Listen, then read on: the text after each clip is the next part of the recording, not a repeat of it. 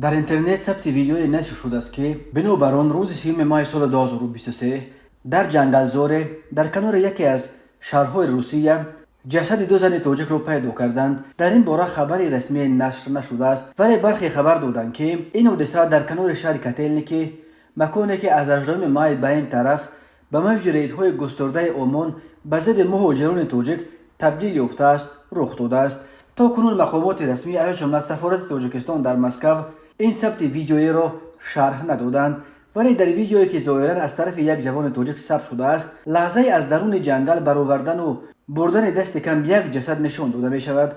در نوار یک زن به تاجیکی می پرسد که کشتند. نواربردار جواب می دهد که مرده است. در ادامه نوار در حالی که کارمندان پلیس و سانیترها جسد را در درون کلونکه پیچانده به خود میبرند، چند نفر اصل حادثه را میپرسند و نواربردار به آنها جواب میدهد که این دو زن از تاجیکستانند، هر دو در جای حادثه جان دادند.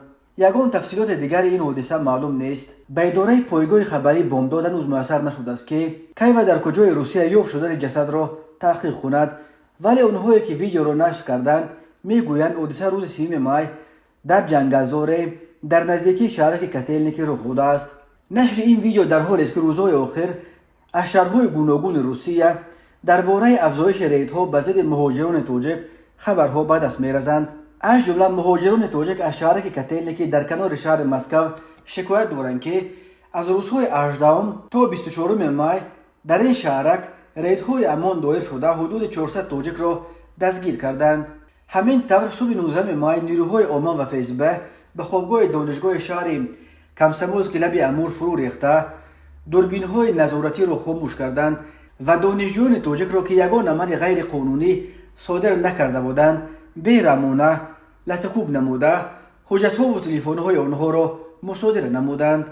صبح 3 ماه باشد ده‌ها مهاجر دیگر تاجیک را از خوابگاهشان در نزد ایستگاه متروی میتینو دستگیر کرده به پلیس بردند.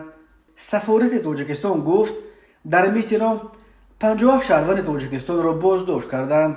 برخی ناظران امور تخمین میزنند که این موج نوع تعقیبات و فشار نسبت به مهاجران تاجیک در روسیه میتواند به نتیجه های نشست یکم سران خطای و آسیای مرکزی در شهر سیان ربط داشته باشد که خطای در آن نشست به کشورهای آسیای مرکزی وعده قریب 50 میلیارد دلار سرمایه گذاری داده عملا خود را به این دولت ها حتی از روسیه هم نزدیکتر ساخته است.